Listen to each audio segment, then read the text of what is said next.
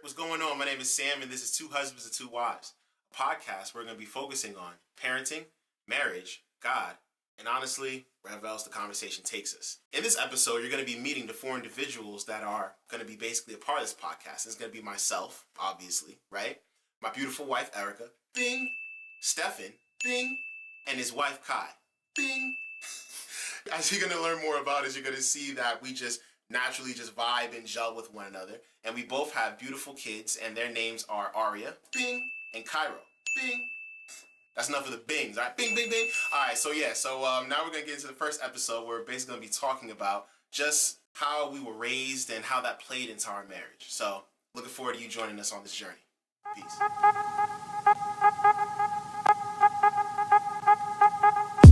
I feel like since we're on this topic, we should kind of all like summarize what our upbringings were so everyone can kind of get an idea. So essentially for me, I was adopted by my aunt, my mother's actual blood sister. So I grew up with her and my other aunt and my grandmas. Like they all contributed to me and my environment. But with that, not that I didn't have any male figures in my life, but I didn't have a person that I could call like a stepdad or someone that was that close in connection to me. So something that I brought into my marriage is I was not used to what that looked like, having that in a house, essentially. So when me and Stefan first got married, or even me getting to know Stefan as a person, he would acknowledge some things in me. There were some ways in which he would talk and I would feel like it was overly aggressive, or like when he would discipline like his nephews, where he would just be talking to them, I felt like it was too stern. Like there were just certain things I wasn't used to because my village is basically all women. So when we got together, it was a lot of, all right, like I feel like you said that a little aggressive, or okay, like you didn't have to say it like that. And it almost made it seem I created this narrative that Stefan was my enemy. So I had to learn very quickly that I wasn't used to having that type of male presence in my household. And had to, I mean, it's still something that I feel like I'm working through. I won't say like I 100% am in a place where I'm comfortable with everything, but I have more of an understanding now and an acknowledgement for the importance of having a strong male figure in the household. And I can understand and break that down, especially now that we have a son, that there's going to be times where I may not understand like the tough conversation that they're having, and the mommy in me or the woman in me that's just used to having women around who usually soften the blow a little bit is going to be different when Stefan is in that line, and kind of respecting that and understanding that it's needed for Cairo to grow up in the world. So I noticed, I wanted to ask like a qualifying question, right? So, because I noticed one of the things that you said was you felt like I was the enemy based off of how I approach conversations, right? Because you weren't used to it. What do you think made that a thing, though? Like, what do you think made that a thing as far as like, why did that equate to me being the enemy? Because you weren't used to males being, prominent in conversation, or how males went about speaking about certain things. Why did that equal Stefan as the enemy? Because for me, also again, the type of person I am, growing up, I was the type of child where you could just yell at me and I would get the point. I didn't need to be hit. I didn't need to, so like that was it for me. So when women, naturally, if there's a woman like speaking to you or yelling at you, not to say it's taken a little less serious, but it's more like, all right, I know mom is warm, or, women are typically seen in that nature. So when it came to you and your sternness and your presence, like it's all just very scary in a sense. Like the big old stuff and big presence for me was just like scary. So it felt like you were trying to like intimidate me or different type of things like that. So naturally I just felt like you're trying to like test me, or you're trying to show me that you're more dominant than me, because it's just not something that I was necessarily used to. I got you. Yeah. So what would you say is something that affected you from your upbringing? I think I feel like one of the biggest things that like affected me as far as my upbringing was kind of similar, but I feel like the fact of how my parents were. So like my relationships with my parents, be it my dad, me and my dad like bumped heads a lot with the idea of like, I don't know how to word this right. Like we bumped heads a lot based off of the idea of not intimidation but belittlement. Like my dad, a lot of his conversations circumvented the idea of, you ever see Matilda? You're big, I'm small. I'm smart, you're dumb. You know what I mean? So a lot of his conversation, and I know it wasn't intentional, but the type of person that he is, kind of like what you described me to be, but which is interesting why you feel that way. That's why I asked that question, right? So, and this is kind of leading into something else that me and Sam talked about too. So like, the idea of his conversation really circumvented the idea of him being superior to me, which is in certain instances needed because he is my parent, right? But at the same time, I feel like it was, it created a narrative in my mind. So if anybody ever made me feel that way, I equated me being in the same situation of talking to my dad. So you get the same reaction that I give my dad. Gotcha. And vice versa with my mom. It was certain things that my mom did, for example, like giving like a matter of like really like being the person that you are going to always have on your side no matter what. Like you know when you watch TV and they be like, oh well your son or your daughter did XYZ. Moms is always the one that's like, my baby ain't do that. Yeah, my mom wasn't like that. She was like, he did that. I was like, what he did? Like that. If anybody came to her and was like, yo, yeah, his son did XYZ, I would just get beat. You know what I'm saying? Or she would tell what you call me, you know what I'm saying, my dad that I did XYZ. It was no conversation. So do you think that's why? Because something that Stephen says a lot, like since I've met him, like periodically he'll make it clear that he wants me to be on his side in all situations. Like we could be like having a debate about something with like don't drag it. But like outside people Don't or something, and he'll be like, I didn't like that you didn't agree with me. Emotional damage. Yes. So that's why.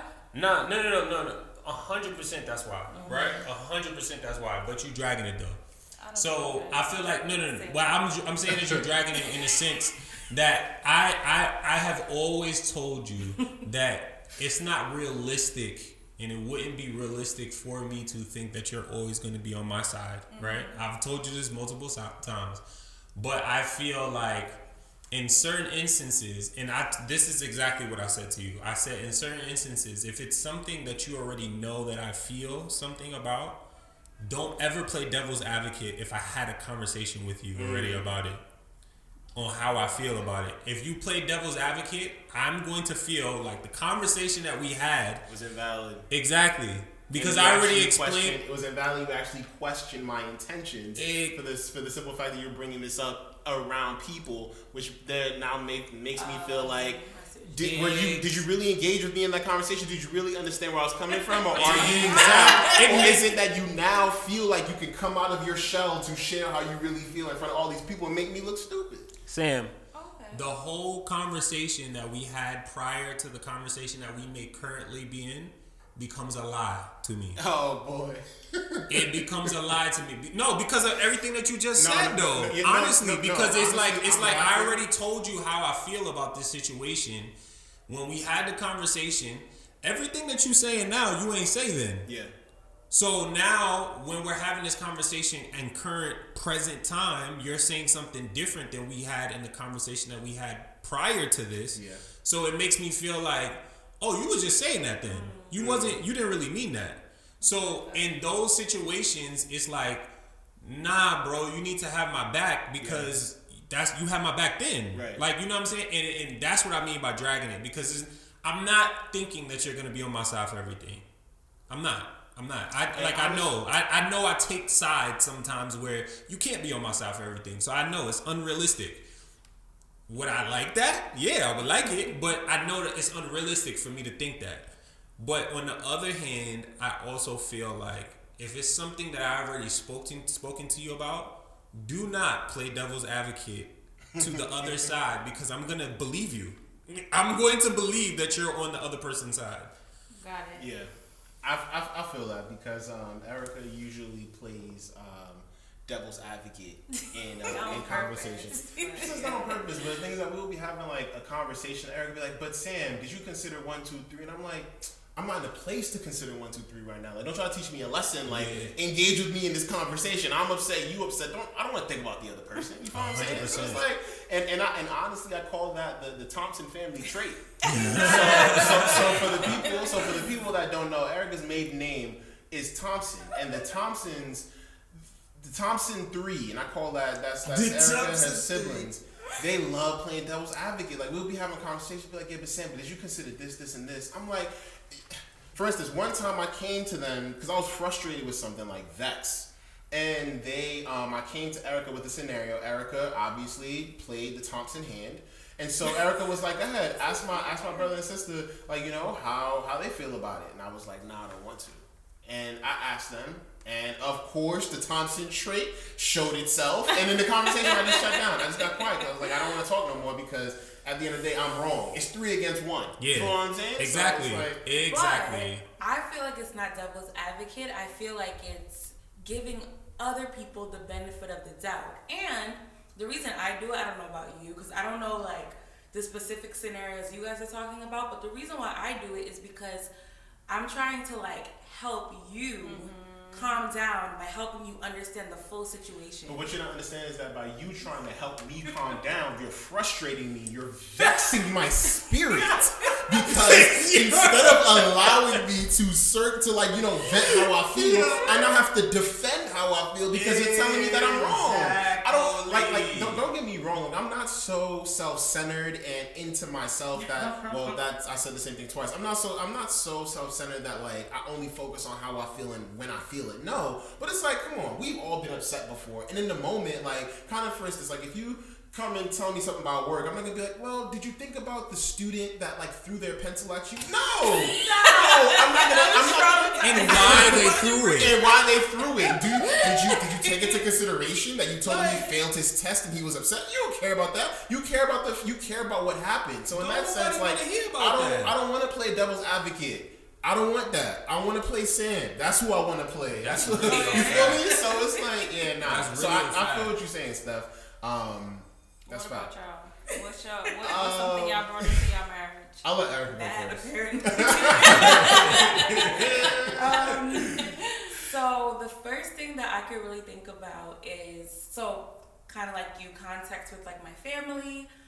Grew up with my mom, dad, sister, and brother. And I think because my parents had the type of life that they did, where like, you know, they lacked where their parents were concerned in some areas. I mean, everyone does to a certain extent, but I think the things that they lacked growing up, they tried to like overcompensate in some areas, which like, you know, is a good thing. Mm-hmm. But I think the result of that was that I just kind of lived life growing up like feeling like everything is going to be taken care of. Like I'm thinking about specific scenarios where like I left my notebook at home so many times, and like I would call my mom from high school and be like, "Can you bring my math book?" And she would bring it. Or like, you know, we're trying to pay the bill for college and it's like, "Oh, we need this extra money." Somehow we get it. So it's like growing up, everything was always taken care of. And I knew that we struggled in some ways, but because I never really saw that, I just kind of live life like things will be taken care of. I don't need to worry. I don't need to be concerned and try to wrap my brain around different things. And that is the opposite of like, I guess, Sam, you know, after having conversations with him. But the thing that I think I brought into our marriage is me being so laid back and feeling like, oh, this isn't done yet, or like I'm not on top of this, it's okay. It'll work itself out. Who do you think works it out? And you know what? God. You know what's crazy though? I think on top of what it is that I said, right?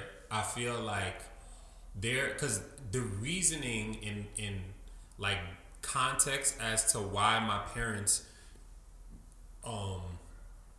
why their characteristics were the way that they were based off of certain things, right? So like it's really I feel like it's really toxic for me to have that, me bringing that into the marriage, because what happens is that I put all of those things, like the things that I feel like led up to my parents' characteristics being that way, I put all of those things in a nutshell.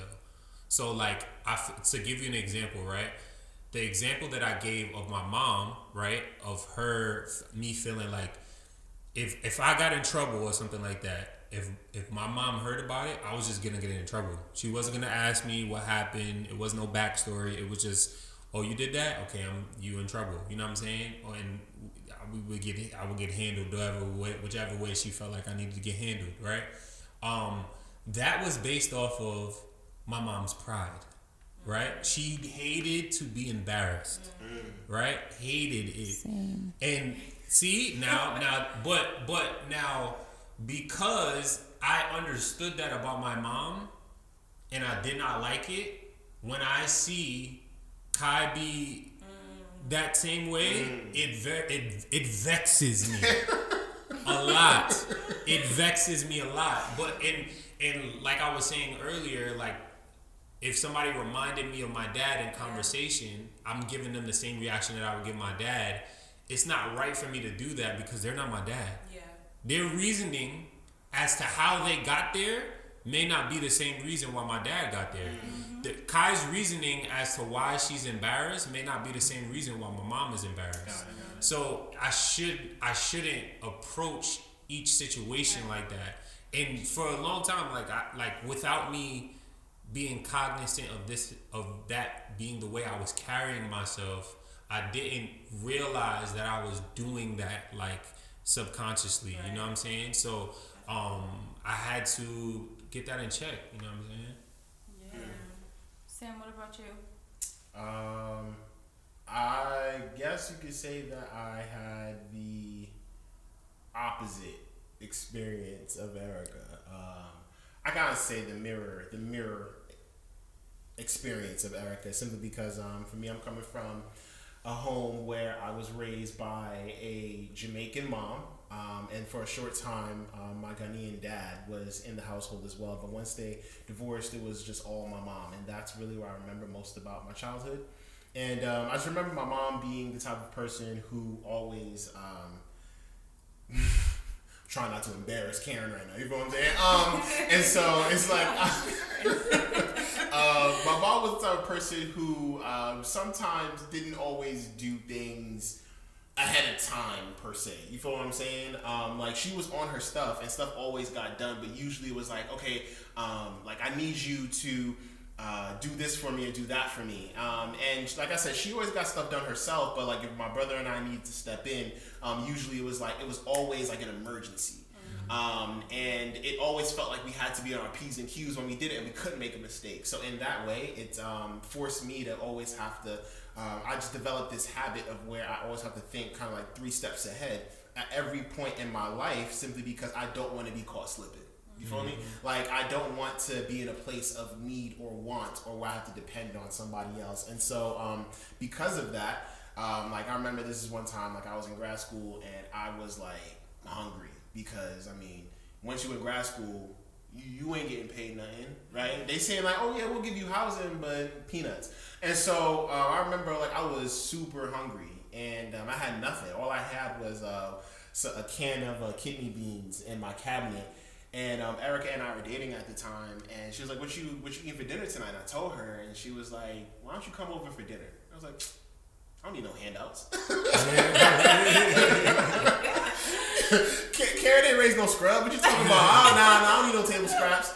she was like, Sam, no, seriously, come over. We have extra food. And so I kind of had to develop this mindset where it's like I have to like take a step back and relax because I brought that mindset unwillingly into our marriage to where it's like I'm always thinking about things, and then if Erica wasn't on the same page that I was, I'm like, yo, like how come you're not doing this? Like how come you're not thinking about this too? How come you're not being proactive? And I would place this pressure on her for someone who just said that they were used to like things just like working itself out, whether that was her parents providing it for her or her praying about it and God providing it for her. And now I'm expecting her to have an answer just like I'm expecting myself to have an answer for whatever issue we're going through. So that just created like a lot of tension.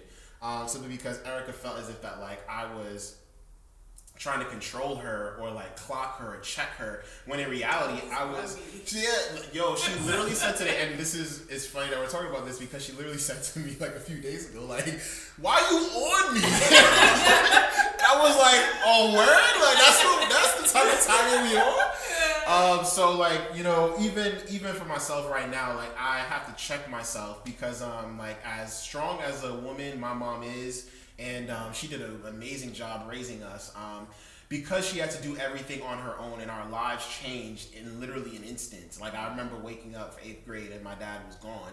My mom had to do everything herself from that moment. So she was obviously in a constant state of worry and panic and in a constant state of emergency at all times. So I think that like that's caused me, I've realized that in my life, and I have to kind of like take a step back.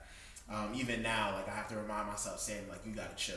Like you can't keep working, you can't keep going, you can't keep thinking, because then I just give myself a headache, and then I go to bed early at 10 o'clock like I did last night.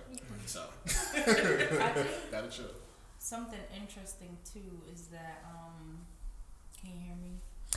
Something interesting too, and I know we all talked about this as a group before, but okay, so Erica and Stephen, you didn't really explain your demographic, but you want to say what it is really quick, like how you actually grew up? I'd rather you do because I don't know what you're talking about. Right so now. Stephen grew up with his mom and his dad in his household, and then they wound up divorcing at some point when you were in high school. Yeah, I was 16. Okay.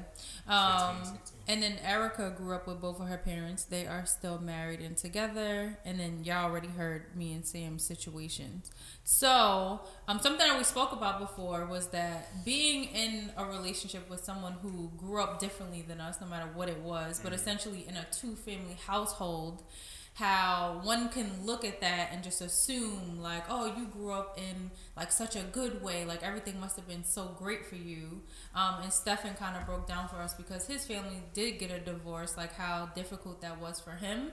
But also I have learned to look on like the beautiful side of it, to now know that my in-laws, who are both amazing people, although they're not together anymore, they are literally the best of friends.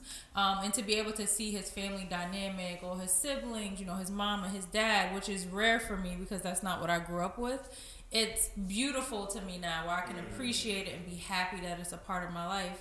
So Sam, like, what was that experience like for you? Because I know we spoke about it before, about how, you know, you're able to now look at it and say, wow, like that's what the goal is, like that's what the aim is. How is my outlook on my parent situation? No, like having Erica in your life now and seeing like Sister Daisy and Pastor Kurt like as a unit. Like remember we talked about how you can now look at that and say, you know, like this is beautiful to have this in my life, to have like these in-laws in this situation. Yeah, it definitely seeing them together, seeing Erica's parents together, them love each other, interact, seeing how different their personalities are, but yet they don't only coexist, but they love each other out of that. They're beautiful in that love. Has honestly given me hope. I know that like right now, well for a while now, there's been this hashtag going around like goals, relationship goals and stuff like that, but seeing Erica's parents in action and being a part of their lives for so many years has honestly like shown me that it is possible to love someone with your whole heart, still make mistakes, still have your quirks about you, still annoy them, but still love them. And it honestly has helped me to, because I always wanted, ever since I was like a kid, I always wanted a wife and kids. That's just what I wanted. And I said once I have a wife and kids and a house and a car for my spouse and I, like, I'm good. Like, I could really see Erica finished it for me. Like, I could kick my feet back and chill. But and so I always knew that I wanted to have a marriage with my wife where we love each other wholeheartedly, and seeing Erica's parents do that has honestly shown me that that is attainable. It is possible. It doesn't need to be some dream that's in the distance that I'm chasing after, but I could just literally pick up my phone, give a call, send a text in the family chat, and feel loved. And it's honestly helped me as a husband to show me that, like, it's possible to love and respect my wife and to allow her to have her space to grow and become her own person without me having to feel like I have to control it, or that has to be something that I have to, like, an atmosphere I have to curate. But I can still encourage, pray, and love my wife as God intended me to, so that we can continue to grow together as she challenges me as well. Yeah. I also think that, because even though my situation might seem like the ideal situation, I think that there's, it sounds really cliche, but like beauty in all of our stories, because the truth is, like, without Sam being the way that he is, even though his upbringing might not have been the best, because of how he grew up, he's on it with everything. And I'm sure, like, you guys can find things about each other where it's like, because of your upbringing, this is what you bring to the marriage. And so I feel like there are times when, like, those different things about each other, how it could, like, get on our nerves and really rub us the wrong way. But I think, like, for one, once we understand, like, where that came from, and, like, what is causing you to be the way that you are, it allows you to, like, accept the person, understand them, and then also realize, like, oh wow, this aspect of you is actually really helpful for our marriage. That's what I was gonna say too. Like when you two spoke, and even like me and Steph have had a lot of conversations. Like, once you go through marriage, as years like go on, you'd be like, wow, these actually complement each other, like, really well. These two areas of our life that sometimes. You said that to me before? Yeah, I said that to you before. I think I said that to you like last week. You did? Yeah, I think I did. Well, listen. Yeah. You listen to what I did? I did say that to you. You said this? Yeah, I said that to you. Yeah, I love you. Was he doubting what you were saying? Continue. But yeah, in general, like, the things that we might think are like weaknesses or things that we have to work on sometimes are literally the complement to each other and will keep you going. And I feel like you need both parts of that. So, like, even when y'all spoke, and Sam is more of the stickler and trying to make sure y'all get things done, and Erica's the more laid back one. Y'all need both of those moments at different parts of your life, so they like complement each other. Right. Yeah, definitely. No, we really are in a lot of ways. We are complete opposites to a lot of it too. It'd be mind blowing, because y'all know how to post me like, do you want to date someone just like you or opposites attract? I'd be like, we wouldn't have made a match on Love Is Blind. no, definitely. I could also say that like Kai and Erica touched on it as far as like the differences that the other person brings to the table, how it complements. And in the beginning, I mean, I'm not gonna hold you. Like, our differences did cause a lot of tension, a lot of disagreements. I mean, yeah, that's facts. It still does. Stop playing. Like, it still does cause like some tension, simply because at the end of the day, like, even though we've been married, gonna be 3 years this July, right? I mean, at the end of the day, like, there's still things inside of us that's like embedded deep inside of us. And even yesterday, Eric and I were talking. I was like, wow, it's gonna make 10 years that I've known you this August.